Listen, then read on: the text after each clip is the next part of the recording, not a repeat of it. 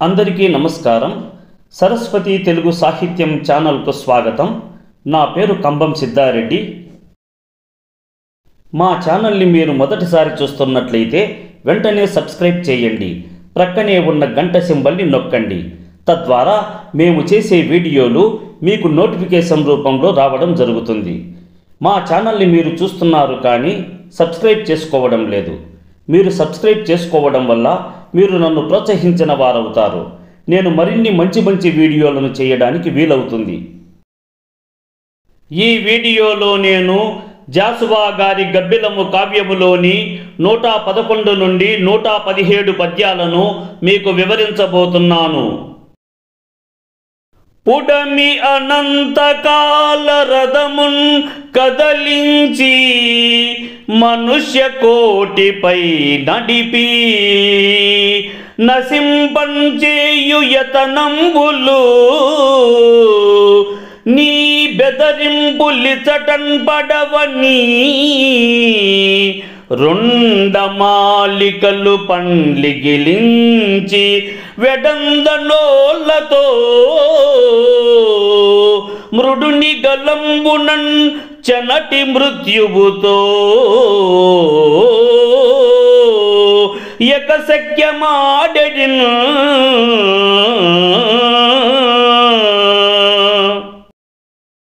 ఈ ధరణిపై అనంతకాల మృత్యు రథమును కదలించి ఈ మానవ సమూహాలపై నడిపి నాశనమునర్చు నీ ప్రయత్నాలు, నీ యొక్క బెదిరింపులు ఇక్కడ ఎంత మాత్రముయునో చెల్లవు అని ఆ పరమశివుని యొక్క మెడలోని వెడల్పైన పుర్రెల హారములు నోళ్లను తెరచి ఆ కపాలముల యొక్క తెల్లనైనట్టి పళ్ళు ఇకిలిస్తున్నట్లుగా మృత్యువును వేలాకోలం చేస్తున్నాయి కదా.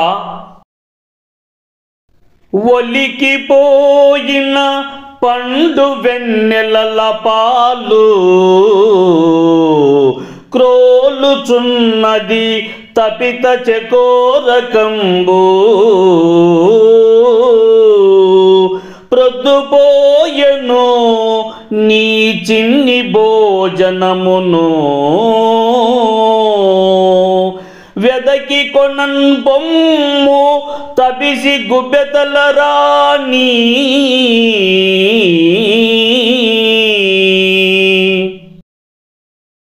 తపస్వినుల రాణివి అయినట్టి ఓ గబ్బిలమా, విస్తారముగా ప్రసరించడి పండు వెన్నెలల యొక్క పాలను చకోర పక్షుల యొక్క సమూహములు త్రాగుతున్నాయి. చాలా ప్రొద్దుపోయినది కావున నీవు కూడా నీ చిన్నిదైనట్టి భోజనమును వెదకుటకై వెళ్ళుము. వీనులు చిన్నవోవా వినిపించున్నదే డబుడుక్కువాని డక్కాని నదంబు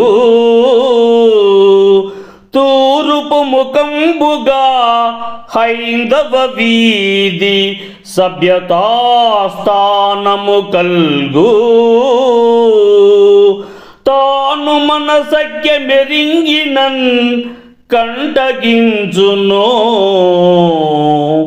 మౌని శకుంతమా చనుము మాపతి మేడకున్ కోడి కూసెడిన్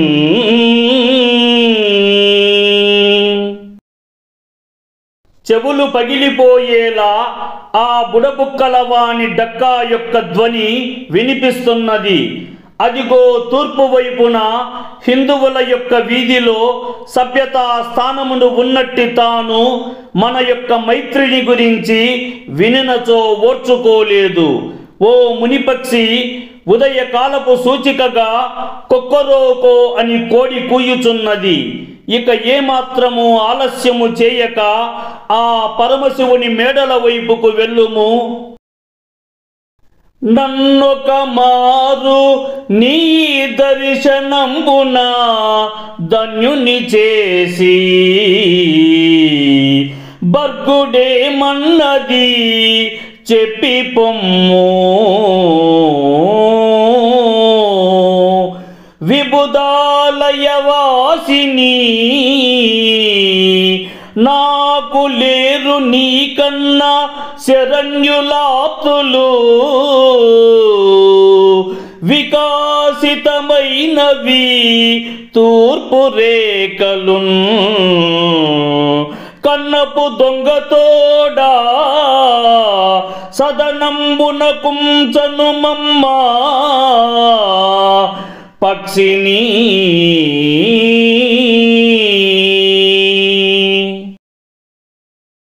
దేవాలయములే నివాస స్థానమైనట్టి ఓ పక్షిని, నాకొక పర్యాయము దర్శనమును ఇచ్చి నన్ను ధన్యుణ్ణి చేసి ఆ పరమశివుడు ఏమన్నాడో చెప్పి వెళ్ళవమ్మా. విద్వాంసులు ఉండునట్టి ప్రదేశాలలో నివసించేదానా, నాకు నీకన్నా మించి ఆప్తులు కానీ శ్రేయోభిలాసులు కానీ వేడుకోదగినటువంటి వారు ఇంకెవరునూ లేరు. తూర్పున సూర్యుడు ఉదయించుతున్నాడు, తెల్లవారుతోంది. కన్నపు దొంగతో పాటుగా నీవు కూడా నీ యొక్క గృహానికి ఓ పక్షిని వెళ్ళవమ్మా. ద్వారములు లేని నాదు కుటీర లక్ష్మి స్వాగతం బిచ్చి నీకు మర్యాద చేయు. నా అనుజ్ఞకు వేచియుండంగ నీకు వలదు వలదమ్మా రాత్రిం దివంబులందు.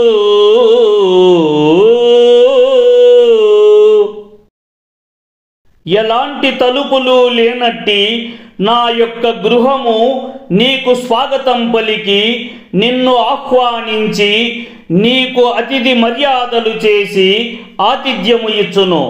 నా అనుమతికై నీవు ఎదురు చూడవలసిన పని లేదు. అది రాత్రి కానీ పగలైనా కూడా నా అనుమతి అవసరం లేదమ్మా. నిద్దుర మేల్కొని అల్లనా కద్దరు రాట్నంబు పౌరకాంత వహించ ప్రొద్దు పసివాడు తూరుపు ముదియా పొతిల్లలోన ముద్దులు కురిషన్.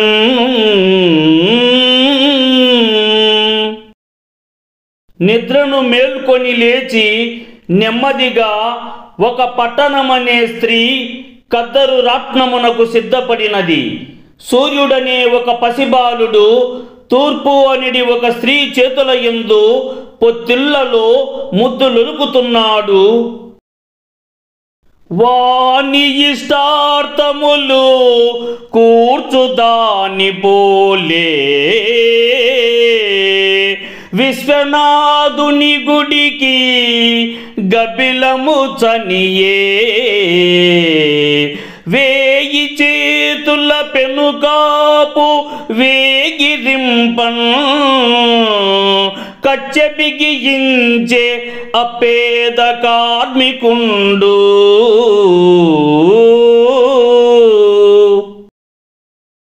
ఆ నిరుపేద కోరినట్టి కోరికలు నెరవేర్చాలని ఆ యొక్క గబ్బిలము పరమశివుని గుడికి వెళ్ళిపోయినది. అతనిని పనిలో పెట్టుకున్నటువంటి పెద్ద కాపు అతనిని పనిలోకి రమ్మని పదే పదే పిలిచి తొందరించగా ఆ కష్టజీవి తన యొక్క గోచీని బిగించుకొని పని చేయుటకు సిద్ధపడెను. ఈ వీడియోతో జాసువా గారు రచించిన గబ్బిలము కావ్యములోని మొదటి భాగము ప్రతి పద్య తాత్పర్యముతో సమాప్తం. తెలుగు సాహితీ ప్రియులారా, ఈ వీడియో మీకు నచ్చినట్లయితే తప్పక లైక్ చేయండి, షేర్ చేయండి. ఈ వీడియోపై మీకున్న అభిప్రాయాన్ని కామెంట్ సెక్షన్లో కామెంట్ చేయండి. ఈ వీడియో చూసిన మిత్రులందరికీ ధన్యవాదములు.